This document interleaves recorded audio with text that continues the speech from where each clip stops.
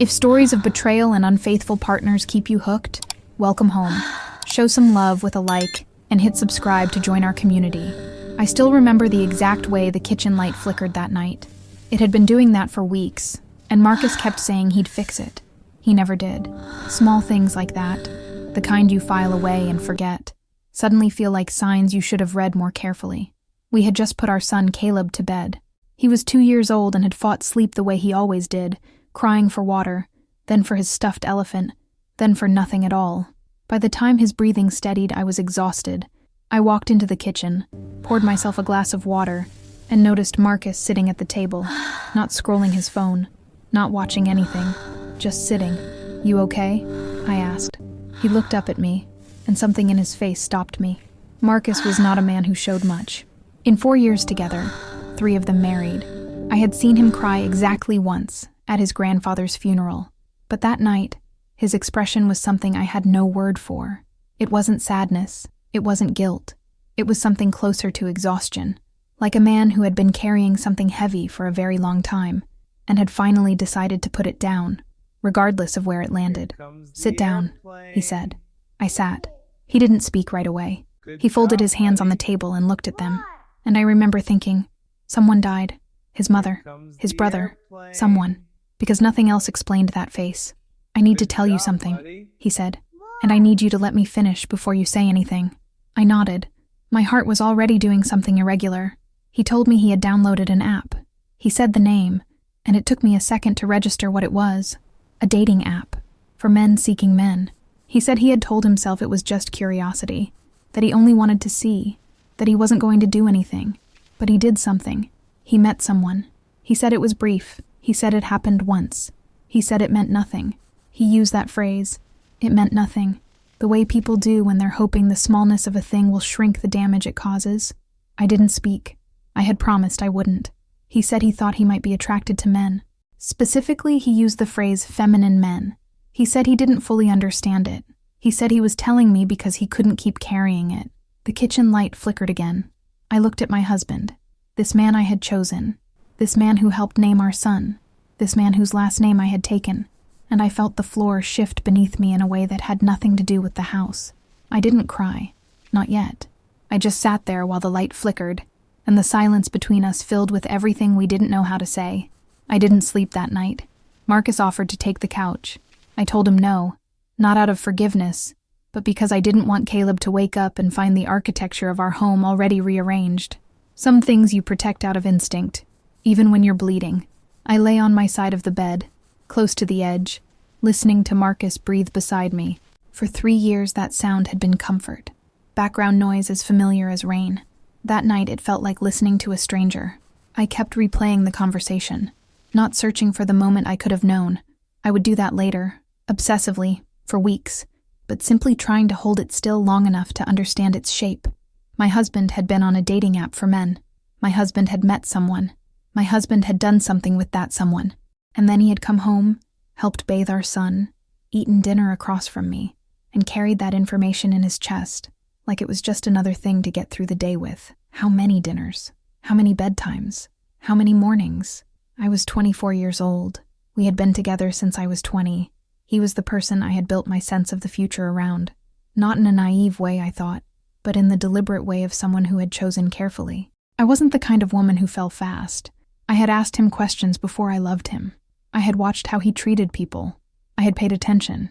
And still, there was something else that kept circling back to me in the dark. Early in our relationship, before we were serious, I had told Marcus I was bisexual. It wasn't a confession. It was just part of who I was. Something I shared because honesty mattered to me. He had been kind about it, supportive even. But when I asked, almost casually, whether he had ever felt any curiosity himself, he had laughed it off. "No way. I'm straight. That's not me." I had believed him without question. Now I lay in the dark, recalibrating every memory that touched that conversation. Not because I blamed myself, but because trust, once fractured, sends cracks in every direction. And you can't always tell which walls are still standing. By 4 a.m, I had not cried, had not slept, had not moved more than a few inches. I was doing the thing I always do when reality becomes too large. I was breaking it into manageable pieces, facts only, No conclusions yet. Fact. My husband had hidden something significant from me. Fact. That something involved another person. Fact. I had a 2-year-old son asleep down the hall. Fact. Nothing about tomorrow was the same as it had been yesterday. The room was still dark when Caleb started crying. I got up before Marcus could move. I walked down the hall, lifted my son from his crib, and held him against my chest. He settled immediately. He always did. I stood there in the dark of his room, my face pressed to the top of his head, and that was when I finally let myself cry, quietly, so no one would hear. The days after that night had a strange texture. Everything looked the same. The apartment, the routines, the way Marcus made coffee in the morning and left the cabinet open above the machine. All of it unchanged on the surface. But I moved through it like I was behind glass, watching a life that used to feel like mine. I didn't tell anyone. That was the part that surprised me most about myself. I am close to my sister, Elena. I talked to her about almost everything, but I couldn't find the words that would make this speakable. Not yet. Partly because saying it aloud would make it more real, and I wasn't ready for that. Partly because our families are deeply religious, and what Marcus had told me existed at a complicated intersection of betrayal and identity that I knew they would not handle with care. I love my husband. I want to say that clearly, because it is true, and it matters. Even in those first raw days, even with the ground still shifting under me, I loved him, and that love made me want to protect him from people who would reduce what he was going through to something ugly or shameful. But protecting him meant carrying this alone. I went through the motions. I took Caleb to the park. I answered emails. I made dinner. I sat across from Marcus at the table and passed the salt and asked about his day. We were performing a marriage for an audience of one, our son, who was too young to see the distance that had opened up between his parents like a quiet fault line. Marcus tried to talk to me twice that week. Both times I told him I needed more time. That was true. I did need time. But I was also afraid of what another conversation might surface. More details, more confessions, more information that I would then have to find somewhere to put. What I kept returning to, alone at night, or in the shower, or in the 3 minutes of silence before Caleb woke from his nap, was a single question I couldn't answer cleanly. Was this a betrayal? On one level, clearly yes. He had been on an app with the intent to meet someone. He had followed through. He had kept it from me. Those were facts that fit the definition without any ambiguity. But there was another layer beneath that, one I didn't know how to talk about even with myself. Was I reacting to the act, or to the person he had done it with? If it had been a woman, would my grief feel different, sharper, more familiar? I didn't have clean answers, just questions that multiplied in the dark. I wasn't ready to forgive. I wasn't ready to leave. I was living in the space between those two things, trying to find solid ground. There is a photograph on our bookshelf, from our wedding, 3 years ago, where Marcus is looking at me just before I reach him at the altar. He doesn't know the photographer caught it. His expression is unguarded in a way I had never seen on him before or since. Open, certain, like a man arriving exactly where he intended to be. I used to love that photograph. I used to show it to people. That week, I started turning it face down when I passed it. Not dramatically, just quietly, the way you cover something that's too bright to look at directly. I had met Marcus when I was 20, through mutual friends at a birthday gathering neither of us had wanted to attend. He was 24, finishing his degree, working part-time at an architecture firm. He was quiet in groups but precise when he spoke. The kind of man who chose his words the way other people chose their clothes, deliberately, with attention to fit. I was drawn to that. I had dated men who talked too much and said too little. Marcus was different. We took our time. 6 months before anything serious. Another year before we moved in together. I asked him once in that early period whether he had ever been with a man. I wasn't suspicious. I was just curious in the way that felt natural given that I had shared my own bisexuality with him. He said no. He said it with such ease that I never revisited the question. Now I found myself reconstructing him from the beginning, not to punish him, not to build a case, but because when someone reveals a significant truth late, you go back through everything they gave you early and ask what else you might have misread. It is an exhausting and mostly useless exercise. You find nothing, or you find things that could mean anything, or you find things that are genuinely innocent, but that your newly suspicious mind reshapes into evidence. None of it helps, but you do it anyway, because the alternative is sitting still with uncertainty, and that is harder. What disturbed me most was not the act itself. It was the silence around it. However long he had been feeling this, weeks, months, longer, he had chosen not to bring it to me. We had a child together. We had a life built on the premise of honesty, and he had stood inside that life, day after day, carrying something that directly affected me, and said nothing. That silence felt like the deeper betrayal. The act was the match. The silence was the room full of gas. I was still sleeping beside him, still passing the salt, still getting up in the night when Caleb cried, sometimes before Marcus could move, sometimes after, the two of us orbiting our sun like planets that had lost their shared gravity. We had been planning to buy a house. We had a folder on the kitchen counter with printed listings, neighborhoods circled, notes in the margins. I hadn't touched it since that night. One morning I noticed Marcus had moved it off the counter. He didn't say where. I didn't ask. He came to me on a Sunday. Caleb was napping. The apartment was quiet in that particular weekend way. Soft light through the curtains, the distant sound of a neighbor's television, the smell of coffee Marcus had made and left on the counter for me without being asked. He still did those small things. I noticed, and hated that I noticed. He sat across from me at the kitchen table. The same chairs, the same flickering light that still hadn't been fixed. And he said he wanted to talk, not to justify, not to minimize. He said he just wanted me to understand. I told him I was listening. He said it had started about 8 months ago. Not the act, the feeling. A restlessness he hadn't known how to name. He said he had tried to ignore it. He said he had told himself it was stress, or a phase, or nothing. He said the app had felt like a way to look at something from a safe distance without actually touching it. But then he had touched it. He said it happened once. I already knew that. He had said it the first night. But hearing it again didn't make it smaller. It just made it more defined. A specific day, a specific decision, a specific person whose name he offered, and I immediately told him I didn't want. He said he wasn't sure what any of it meant about who he was. He said he had grown up in a house where certain things were simply not possible, not discussable, not imaginable. He said he had genuinely believed, when we met, that what he felt toward me was the whole of what he was capable of feeling, that he hadn't been performing anything, that he had loved me honestly. I believed that last part, and somehow that made it worse, not better. Because the question I kept arriving at was this: what do you do with a person who hurt you not out of cruelty, but out of confusion? Who kept a secret not to deceive you, but because they were still trying to decipher it themselves? I didn't have an answer. I asked him one question. I had been holding it for days, turning it over, and I finally set it on the table between us like something I needed him to see. Do you want to be with me? He didn't hesitate. Yes, he said. I want our life. I want you. I want Caleb to grow up with both of us present. I'm not going anywhere unless you tell me to. I looked at him for a long time. Then I got up, refilled my coffee, and stood at the window. Outside, a woman was pushing a stroller along the sidewalk, not looking up, just moving forward the way mothers do, one foot then the next, regardless of what the day holds. I need more time, I said. He said he understood. I wasn't sure either of us knew what we were waiting for, but the conversation had shifted something, not fixed it, not even close, just shifted it, the way furniture does when you move it an inch. The room looks the same, but you keep catching the change in your peripheral vision.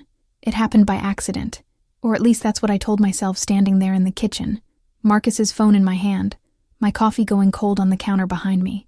He had left it on the table when he took Caleb to the bathroom. Just for a minute, he said. Just a minute. The screen was still lit when I reached past it for a napkin, and I saw the notification before I could decide not to look. A name I didn't recognize. A message I only caught the first line of before the screen dimmed. Last night that was all. The screen went dark. I stood very still. The refrigerator hummed. Down the hall, I could hear Caleb singing something shapeless and joyful to himself, while Marcus helped him wash his hands. I put the phone back exactly where it had been. I picked up my coffee. I stood at the window and watched a car pull slowly out of the parking space across the street, and I breathed. And I did not allow my hands to shake until I heard Marcus's footsteps coming back down the hall. Last night. Marcus had told me it happened once. One time. Meant nothing. Those were his exact words, and I had built the fragile architecture of the past 3 weeks on top of them. Last night, he walked back into the kitchen with Caleb on his hip, and he smiled at me. That particular smile, the one I had loved for 4 years, and I smiled back. Automatic. Practiced. the smile of a woman who has just watched the floor crack open beneath her and has not yet decided whether to scream. "You okay?" he asked. "Fine," I said. "Just tired." He nodded and set Caleb down and reached for his phone, and I watched his face when he read whatever the rest of that message said. Nothing changed in his expression. He was good at that. I was only now understanding how good. That night, after Caleb was asleep, I sat in the bathroom with the door locked, and I let myself feel the full weight of what I suspected. It hadn't been once. I didn't know that for certain. I had 4 words, and a name I didn't recognize, and the sick, settled feeling of someone whose instincts have just been confirmed by something they weren't supposed to see. But I knew. I had been grieving a version of this story that was already outdated. While I lay in bed rebuilding trust molecule by molecule, something else had been happening. Something with a name I didn't know, and a message that started with last night. I looked at myself in the bathroom mirror for a long time. The woman looking back at me was done being surprised. She was done being careful. Tomorrow, everything would be different. Marcus just didn't know that yet. I didn't confront him that night.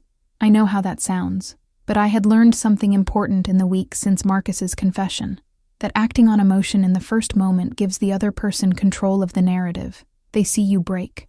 They calibrate their response to your breaking. They decide how much to admit based on how much you already know. I wasn't going to give him that. So I did something I had never done in 4 years of being with Marcus. I waited. I watched.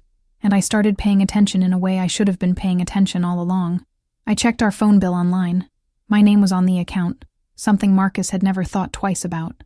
The number that had sent that notification appeared 17 times in the past 3 weeks. 17. While I was in therapy sessions beside him, while I was lying awake at night deciding whether our marriage was worth saving, while I was choosing, every single morning, to stay. 17 times. I wrote the number down on a piece of paper and put it in my coat pocket. Then I kept going. I found the app still on his phone. I had seen him leave it unlocked on the charger while he showered, and I had maybe 30 seconds. I didn't read the messages. I didn't need to. I took a photograph of the screen showing the account was active, the last login timestamp from 2 days ago, and put the phone back before the water turned off. I was calm in a way that frightened me slightly. Diane called that afternoon, and I almost told her. Instead, I asked her a question I framed as hypothetical. If someone you trusted was still lying to you while you were trying to forgive them, what would you do? She was quiet for a moment. "I'd make sure I had everything I needed," she said, "before I did anything." That was exactly what I was doing.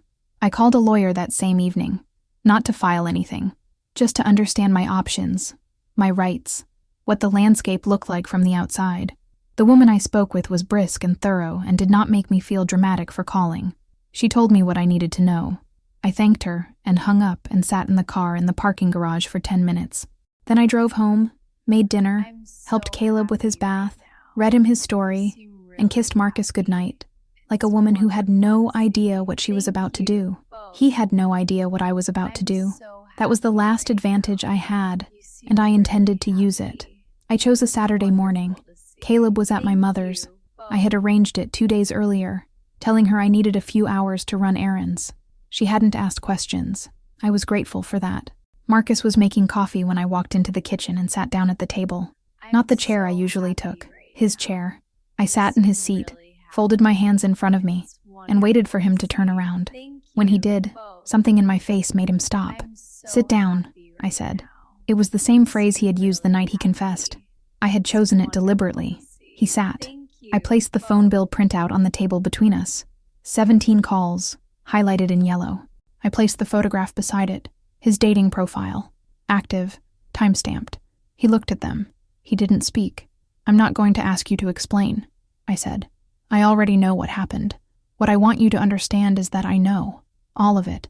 And I want you to sit there and really absorb that before you say a single word." He absorbed it. I watched it move across his face. The calculation. The collapse of the calculation. And then something that might have been genuine shame. "It wasn't," he started. "Don't," I said. "Please don't tell me what it wasn't." He closed his mouth. "You sat in that therapist's office with me," I said. "You held my hand in the parking lot afterward. You told me you wanted our life. You said those words to my face while this was happening." I was not raising my voice. That surprised both of us, I think. I had imagined this conversation as something loud and jagged. It wasn't. It was quiet and precise, and somehow that was worse. "I have spoken to a lawyer," I said. "I know what my options are. I know what I'm entitled to, and what Caleb is entitled to. I am not making any decisions today, but I need you to understand that I am no longer operating from a position of not knowing." He was looking at me like he was seeing me for the first time. Maybe he was. "The woman who sat at this table 3 weeks ago and decided to try," I said, "made that decision based on what she thought was the truth. That woman deserved better.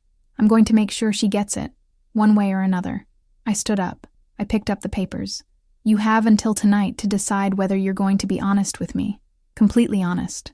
Not the version that protects you. The actual truth. If you can do that, we talk.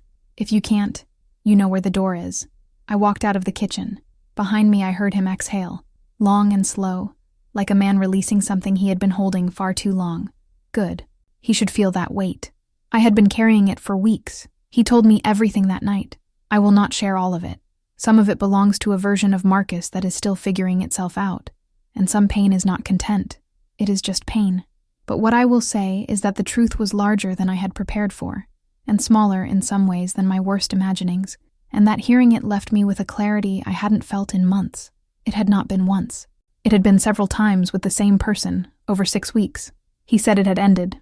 3 days before that Saturday morning, in fact, which I noted with a bitterness I kept off my face. Ended on his terms. Before I had said a word, I wondered if he had sensed something shifting in me. He also told me something I hadn't expected. He said he thought he might be gay, not bisexual, not curious. He used the word quietly, like someone handling something fragile, and I understood that it had probably cost him enormously to say it out loud to another human being for the first time. I sat with that for a long moment. Then I asked him the question that mattered most to me, not about the betrayal, not about the other person, but about us. "Did you ever love me? Or was I part of something you were hiding behind?" He looked at me steadily. "I loved you," he said. "I still do. That has never been performance, but I am not able to be what you need me to be, and I think part of me has known that for a long time. I just didn't know how to face it." That was the most honest thing he had ever said to me. It was also the end of our marriage. Not loudly. Not that night. We didn't scream or throw things or say the cruel words that people sometimes weaponize when they are hurting. We sat at the kitchen table, that light that still flickered, and we looked at each other with the exhausted clarity of two people who have finally stopped pretending. I called my mother the next morning and asked if Caleb could stay another night. Then I sat alone in our apartment for the first time in years and let myself feel everything without managing it for anyone else's comfort. I cried until I was empty. Then I made tea. Then I cried again. By evening, I was something I hadn't been in months. Certain. Not happy. Not healed. But certain. That was enough to build on. Marcus moved out 3 weeks later.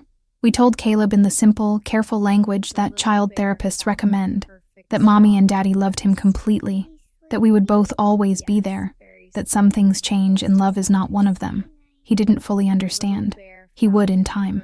We would tell him the truth in pieces, at the size he could carry, as he grew. I kept the apartment. Marcus found a place nearby, close enough for Caleb, far enough for me. We are not enemies. What we have built since the truth came out is something I didn't think was possible in the early weeks. A co-parenting relationship that is honest, careful, and built on the actual foundation of who we both are, rather than who we were pretending to be. He is in therapy. So am I. That part didn't change. What changed was everything else. I am 24 years old, and I am starting over in a way I did not choose, and would not have chosen. I will not pretend that doesn't hurt. Some mornings it is the first thing I feel before I am fully awake. The specific grief of a future that dissolved before you were ready. But here is what I also know. I found out. I paid attention when something felt wrong, and I did not talk myself out of it. I gathered what I needed. I stood in my own kitchen and told my husband exactly what I knew, and exactly what I required, and I did not apologize for any of it. I made decisions based on truth, mine and his, rather than on fear. That is not a small thing. Caleb is thriving. He has both his parents, in 2 homes, showing up. He has a mother who is learning every day what it looks like to refuse to disappear into someone else's unfinished story. Our families still don't know everything. That will change slowly, on our terms, at a pace that protects Caleb first and us second. When the time is right, Marcus will share his truth with the people he chooses. that belongs to him. My truth, this one, the one I'm telling you now, belongs to me. I am telling it because I spent weeks feeling like the most alone person in the world, convinced that what I was experiencing was too complicated to be spoken, too tangled to be understood. I want someone out there, maybe you, reading this right now, to know that you are allowed to feel all of it, the love and the fury, the grief and the clarity, the impulse to protect someone even when they have hurt you. You are also allowed to choose yourself. That is not betrayal. That is survival. And sometimes, survival is the most powerful thing a woman can do. The kitchen light, in my apartment now, works perfectly. I fixed it myself. If stories of betrayal and unfaithful partners keep you hooked, welcome home. Show some love with a like and hit subscribe to join our community.